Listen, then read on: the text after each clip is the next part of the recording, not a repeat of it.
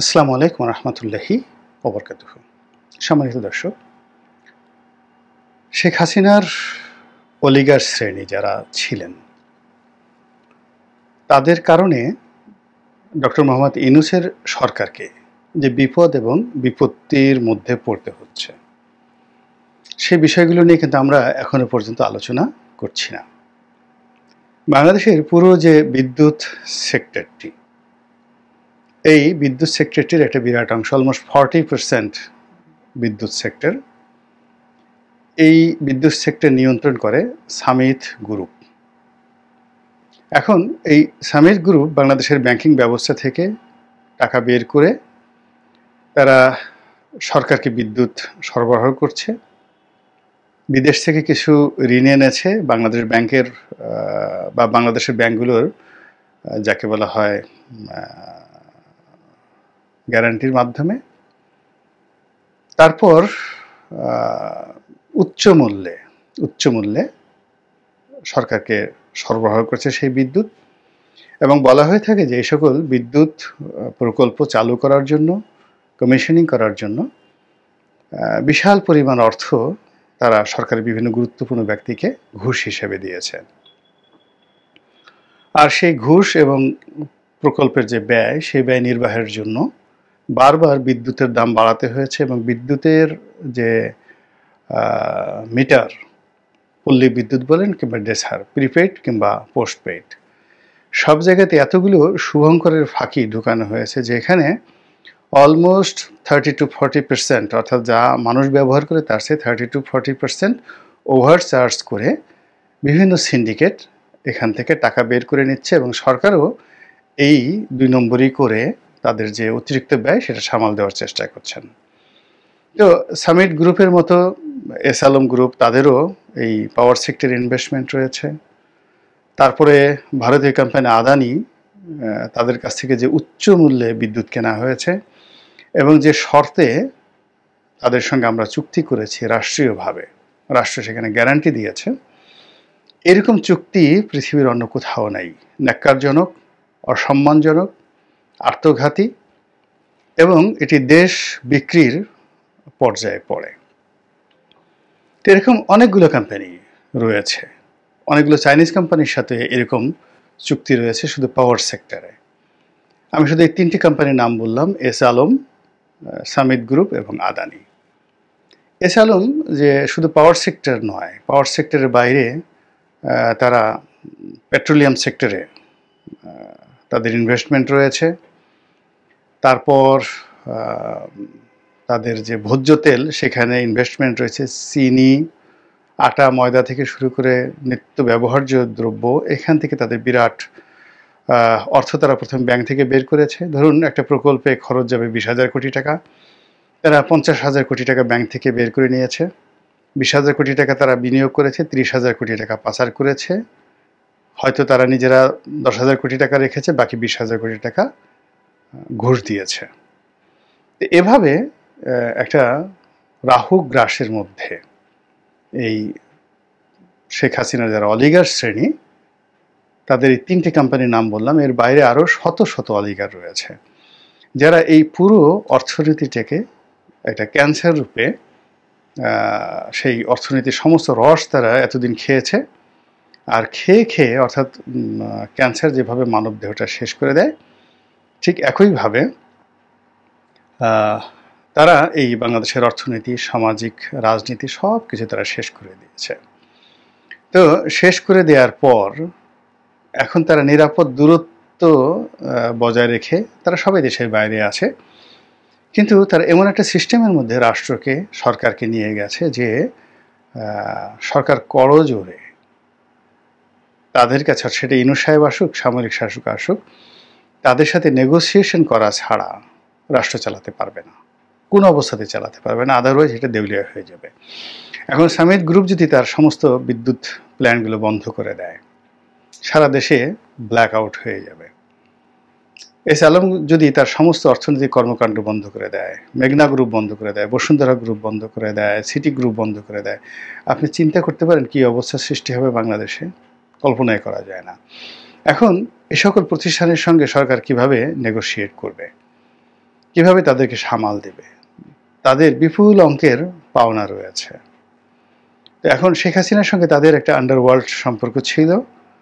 শেখ হাসিনা যারা নিজস্ব লোকজন তারাও যেভাবে টাকা নিয়েছেন, আবার এস আলমও টাকা নিয়েছেন, ফলে শেখ হাসিনা তাদেরকে চাপ দিতে পারতেন যে এই টাকা আনো, এটা করাও, এটা চালিয়ে নাও, এই বিদ্যুৎ বিল দেওয়া হবে না, তুমি চালিয়ে নাও।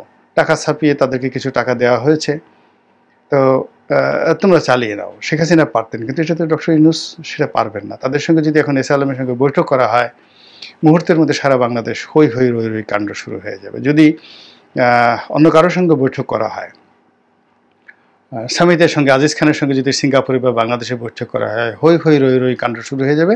কেউ কিন্তু আসল ঘটনা বা আসল সমস্যা দেখার চেষ্টা করবে না। ফলে কি হচ্ছে, এই যে অলিগার শ্রেণীর হাতে নিয়ন্ত্রিত যে অর্থ ব্যবস্থা, সেই অর্থ ব্যবস্থায় কিন্তু এখন বর্তমান ইউনূস সরকারের জন্য মারাত্মক বিপর্যয় ডেকে নিয়ে আসছে। আমরা অনেকে বলার চেষ্টা করছি বা দৃশ্যত দেখছি যে ব্যাংকিং ব্যবস্থাতে একটা গুণগত পরিবর্তন এসেছে। অর্থাৎ অনেকগুলো ব্যাংকের মালিকানা পরিবর্তন হয়েছে, বোর্ড নতুন করে গঠিত হয়েছে। বাংলাদেশ ব্যাংক নিয়ম নীতির মধ্যে চলার চেষ্টা করছে। আগে যেভাবে বাংলাদেশ ব্যাংক মুদ্রা ছাপাতো, যেভাবে সরকারের কথা মতো নানা রকম কর্মকাণ্ড করতো, এবং বাংলাদেশ ব্যাংকে কেন্দ্র করে যে অর্থ দানবগুলো তৈরি হয়েছিল, বিশেষ করে সর্বশেষ যে গভর্নর ছিলেন, সেই গভর্নর কপালে একটা নামাজের দাগ পড়ে যাওয়া সেই গভর্নর, ডক্টর এস টি মামের বোধহয় আত্মীয় হয় সেই গভর্নর। তার সাথে সাথে আবার সেই গভর্নরের আত্মীয় সেই জাতীয় রাজস্ব বোর্ডের চেয়ারম্যান, সেই ভদ্রলোক মুনিম, তিনি, তার সঙ্গে সঙ্গে বাইরে যে একটা বিরাট গ্রুপ ছিল, তাদের একটা সিন্ডিকেশন ছিল। তারা বিভিন্ন ব্যাংকে বিভিন্ন দালালদেরকে তারা পরিচালক নিয়োগ দিত, চেয়ারম্যান নিয়োগ দিত, এবং বিভিন্ন ব্যাংকে এই বিপদের মধ্যেও তারা টাকা দিতে বাধ্য করতো। যেমন একটা খুব দুর্বল ইন্ডাস্ট্রিয়াল গ্রুপের কথাই বলি, তার সঙ্গে আমার পরিচয় হলো। তো একেবারে এই সরকার পতনের 1 মাস আগের কথা। তো তিনি বললেন যে বাংলাদেশ ব্যাংকের গভর্নরের সঙ্গে তার একটা, বা উচ্চ পর্যায়ের কর্মকর্তাদের সঙ্গে একটা লেনদেনের একটা ব্যবস্থা হয়েছে, তিনি বলে দিবেন এবং অমুক একটা ব্যাংক থেকে আমি 50 কোটি টাকা ঋণ পেয়ে যাচ্ছি। তো আমি খুব অবাক হয়ে গেলাম যে ব্যাংকের কথা বলা হলো, সেই ব্যাংকটা নিজেই চলতে পারছে না, স্টাফদের বেতন দিতে পারছে না। তো সেই ব্যাংকের ফান্ড থেকে 50 কোটি টাকা লোন দেওয়া হবে এমন একটা প্রতিষ্ঠানকে, যে প্রতিষ্ঠানে মূলত 50 লাখ টাকারও অ্যাসেট নেই। কি করে সম্ভব? তো এরকম অনেক ঘটনা ঘটেছে। আরেকজন এসে বললেন যে একটা প্রাইভেট ব্যাংকের ম্যানেজিং ডিরেক্টরের সঙ্গে তার কথা হলো, সরকারি ব্যাংক। তো তার কাছে সে লোনের জন্য গিয়েছে, মাত্র 5 কোটি টাকা। সে বলল 5 কোটি টাকা না, আপনি ভুয়া প্রকল্প তৈরি করে নিয়ে আসেন, 100 কোটি টাকার প্রকল্প আমারে দেবেন 50 কোটি টাকা, আপনি 50 কোটি নিয়ে আপনি চলে যান, যাই সে তাই করেন, বাট এইভাবে কাগজপত্র তৈরি করেন, আমি সেভাবে করে দিচ্ছি। তো এই ছিল ব্যাংক ব্যবস্থার একটা সিন্ডিকেশন। তো সেই সিন্ডিকেশনের জায়গা থেকে বাংলাদেশ ব্যাংক, সেটা এসকে সুরের যে সিন্ডিকেটটা ছিল, সেই সিন্ডিকেটটা মানে আপাতত দৃশ্যত দেখা যাচ্ছে না, কিন্তু সেখানে হাসান মনসুর সাহেব এসে এখানে একটা সিস্টেম নেওয়ার চেষ্টা করছেন। ইসলামী ব্যাংক থেকে শুরু করে অনেকগুলো ব্যাংকের বোর্ড নতুন করে গঠিত হয়েছে। তারপর প্রবলেম ব্যাংকগুলোর মধ্যে সবচেয়ে বড় ব্যাংক যেটি, সেটি হলো ন্যাশনাল ব্যাংক, সেই ব্যাংকের বোর্ড পুনর্গঠিত হয়েছে। ফার্স্ট সিকিউরিটি ব্যাংক থেকে শুরু করে অন্যান্য ইসলামী যে ব্যাংক এস আলমের ছিল, সেখানেও সরকার তার পছন্দের লোক বসিয়েছে, বিশেষ করে জামাতপন্থী লোক। তো এটাকে আমরা দৃশ্যত ব্যাংকিং সেক্টরের একটা ইতিবাচক হিসেবে মনে করছি, কিন্তু ভিতরে তো টাকা নেই। মানে আপনি চেয়ারম্যান বসে বসে তো টাকা ছাপাতে পারবেন না। তাকে তো গ্রাহকদের আস্থা যদি আনতে হয়, সে আস্থাও ফিরিয়ে আনা সম্ভব নয়। কেননা আমাদের দেশের ব্যাংকের যে জমা টাকা, ধরেন আমার ব্যাংকে বাইরে 1 কোটি টাকা আছে বাসায়, আমি সেটা নিয়ে জমা দিলাম, কিন্তু এতে তো ব্যাংকের উপকার হবে না, ব্যাংক যদি সেটা বিনিয়োগ করতে না পারে। তো সেই বিনিয়োগের যে জায়গাটি, সেই জায়গাটি বন্ধ হয়ে গিয়েছে, মারাত্মকভাবে বন্ধ হয়ে গিয়েছে, এবং তার ফলে সত্যিকার অর্থে সব ব্যাংকগুলোতেই সমস্যা চলছে। কোনো ব্যাংকের মানে ম্যানেজমেন্ট সংক্রান্ত সমস্যা নেই, সেখানে পুরনোরা চলে গেছে, নতুনরা আসছে, একটা দৃশ্যমান পরিবর্তন হয়েছে, কিন্তু কোনো অবস্থাতেই ব্যাংকিং সেক্টর এবং অর্থ সেক্টরে কোনো সুসংবাদ দেওয়ার মতো কিছুই এখন পর্যন্ত ঘটেনি। ডক্টর মোহাম্মদ বিদেশে গিয়েছেন, অনেকগুলো ঋণের ব্যাপারে অ্যাবাউট $5 থেকে $6 বিলিয়ন বিভিন্ন জায়গা থেকে ঋণ পাবেন এরকম একটা আশ্বাস পেয়ে গেছেন। কিন্তু এই $6 বিলিয়ন আসলে এ টাকা তো পুরোটাই আমাদের বৈদেশিক যে দেনা, সেই দেনার কিস্তি পরিশোধই চলে যাবে। কিন্তু আমাদের বিনিয়োগ কোথায়, কর্মসংস্থান কোথায়, নতুন প্রকল্প কোথায়, অর্থনৈতিক যে গতি সেটা কোথায়, সেটা হচ্ছে না। এরপর এই যে আদানি বাংলাদেশে প্রায় 800 কোটি মানে $800 মিলিয়ন বোধহয় তারা পাবে।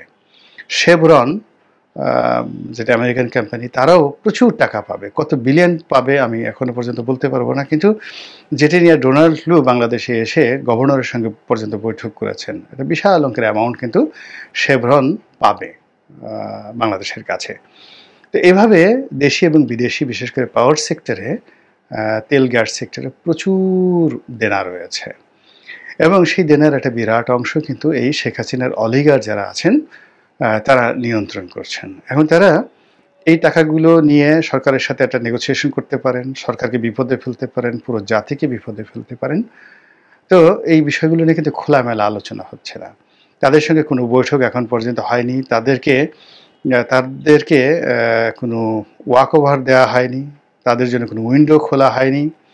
আর আমাদের যে সেন্টিমেন্ট, জনগণ এখন এই সমস্ত লোক অর্থাৎ শেখ হাসিনা যারা অলিগার, তাদের ব্যাপারে এতটা বিরক্ত যে পুরো দেশ যদি কারেন্ট নাও থাকে তবুও তারা এস আলমকে, সামিট গ্রুপকে, আদানিকে ছাড় দিতে রাজি নয়। এখন এই পুরো পরিস্থিতি কিভাবে সেই ডক্টর মোহাম্মদ ইউনূস সামাল দিবেন, কিভাবে তিনি অর্থনৈতিক এই যে ব্যারিয়ারগুলো রয়েছে, বাধাগুলো রয়েছে, সেগুলো মোকাবেলা করবেন। এবং এক্ষেত্রে জনমত একটা বিরাট ফ্যাক্টর। যারা সামাজিকভাবে ইনফ্লুয়েন্সার রয়েছেন তাদের সঙ্গে সমস্যাগুলো নিয়ে এখন পর্যন্ত সরকার খোলামেলা কথা বলেনি, এবং সরকার যতক্ষণ না পর্যন্ত এই সকল সেন্সিটিভ বিষয়ে জনমত তৈরি করতে না পারবে ততক্ষণ পর্যন্ত এই সমস্যাগুলো সমাধান হবে না, বরং এগুলো আরও প্রকট থেকে প্রকট হবে। এবং এই সমস্যাগুলো সরকারকে এতটা বিপদে ফেলবে যে তাদের সকল সদিচ্ছাগুলো অনেকটা ব্ল্যাক হোলের মতো সেই সমস্যার গহীনে তারা পড়ে যাবে, এবং অনেকটা ব্ল্যাক হোলের মতো তাদের সকল ভালো কাজ, ভালো চিন্তা, সহযোগিতা এবং তাদের যে অ্যাবিলিটিগুলো এগুলো সব গিলে খাবে। এবং আমরা সেই আমাদের যে দুর্ভোগ এবং দুর্দশা এটি বাড়তেই থাকবে।